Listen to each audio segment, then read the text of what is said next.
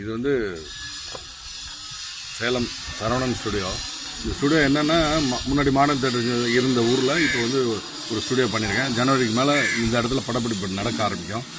அப்போ வந்து இங்கே வந்து விர்ச்சுவல் சினிமான்னு சொல்லி ஒரு இன்றைக்கி அட்வான்ஸ்டு சினிமாவில் என்ன நடந்துகிட்ருக்கோ அதை வந்து அட்வான்ஸாக பண்ண போகிறோம். இங்கே வந்து விர்ச்சுவல் சினிமா கொண்டு வர போகிறோம்.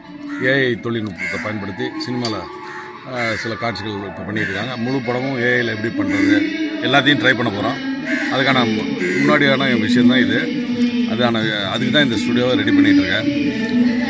இறைவனர்களால் எல்லாம் நல்லபடியாக நடக்கும். அது எல்லோரும் வர்றதுக்கு ஆர்வமாக தான் இருக்காங்க. இங்கே வர்றதுக்கு ஆர்வமாக தான் இருக்காங்க. இதில் நான் ஏன் இந்த காலி இடம் விட்டுருக்கேன் அப்படின்னா, இதில் வந்து நான் அரண்மனைன்னு ஒரு படத்துக்காக ஹைதராபாத்தில் போய் தங்கி ஒரு 40 கிலோமீட்டர் மோகன் பாபு சார் ஸ்டுடியோவுக்கு போனோம். மோகன் பாபு சாரோட இதே மாதிரி ஒரு தோட்டம் இருந்தது ஹைதராபாத்லேருந்து 40 கிலோமீட்டர் தள்ளி. இது சேலத்துலேருந்து 12 கிலோமீட்டர் 16 கிலோமீட்டரில் தான் இருக்குது. அதனால் இது வந்து ரொம்ப மிகவும் பிரபலமாகவும் இன்றைக்கி வந்து எல்லாருக்கும் எப்படா இது பண்ண போகிறாரு அப்படின்னு ஒரு பெரிய கேள்விக்குறி இருக்கும். அந்த கேள்விக்குறிகளெல்லாம் சரியாகும். சீக்கிரத்தில் இங்கே வந்து நிறைய படப்பிடிப்புகள் நடக்க போகுது. இப்போ வந்து நான் வந்து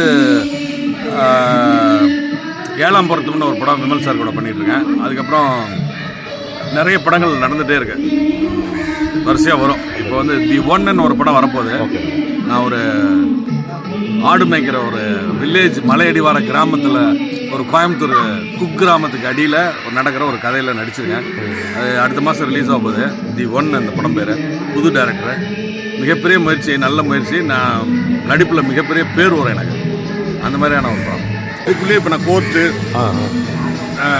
மேலே கோர்ட்டு போட போகிறோம், போலீஸ் ஸ்டேஷன் உள்ளே போட போகிறோம், ஜெயில் செட்டப் பண்ணலாம், ஹாஸ்பிட்டல் செட் பண்ணலாம். அப்படியே ஓப்பனாக வச்சுருக்கேன். அது எல்லாம் எது வேணாலும் மாற்றிக்கலாம். அதர் மாநிலத்திலேருந்து வந்து அவங்களும் யூஸ் பண்ணலாம். ஆமாம், கேரளா பக்கத்தில் இருக்கு. நமக்கு 120 கிலோமீட்டர் 130 கிலோமீட்டர். இது பெங்களூரு. எல்லா லாங்குவேஜும் வரீங்க, ஆல் லாங்குவேஜ் வரும். இப்போ ஒடிசாலேருந்து ஒருத்தன் பேசிட்டு இருக்காரு.